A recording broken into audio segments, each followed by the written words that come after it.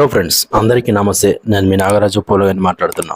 గత కొన్ని రోజుల నుంచి తెలుగు రాష్ట్రాల్లో ఇటు ఆంధ్రప్రదేశ్ కానీ తెలంగాణలో కానీ సంచలనంగా మారి ఒక ట్రెండ్ సెట్ అవుతున్న విషయం ఏంటంటే పుష్ప 2 అన్నమాట. పుష్ప 2 విడుదలైన తర్వాత ఒక మహిళ చనిపోగా మరి ఆ తర్వాత ఒక చిన్నారి ప్రాణాపాయ స్థితిలో కొట్టుమిట్టాడుతున్నారు, అది కూడా కిమ్స్ హాస్పిటల్లో.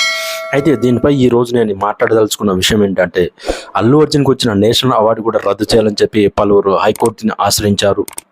మరియు ఇంకొకటి ఏంటంటే అతనికి ఇంటర్మ్ బెయిల్ అంటే మధ్యంతర బెయిల్ కూడా ఇచ్చారు, కాబట్టి ఆ మధ్యంతర బెయిల్ కూడా రద్దు చేయాలని చెప్పి పోలీస్ శాఖ నుంచి వారు హైకోర్టు కూడా ఆశ్రయించారనమాట.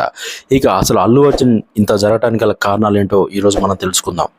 అయితే పుష్ప 2 రిలీజ్ అయిన టైంలో అల్లు అర్జున్ గారు సంజయ్ థియేటర్ దగ్గరికి వెళ్ళి అక్కడ సినిమా చూసి వస్తే బాగుండేది, కానీ అక్కడ సినిమా చూసి వచ్చేటప్పుడు ఆయన కారు పైన టాప్ రూఫ్ పైన ఎక్కి నిలబడి చేతులు ఊపుతూ అందరికీ ధన్యవాదాలు తెలుపుతూ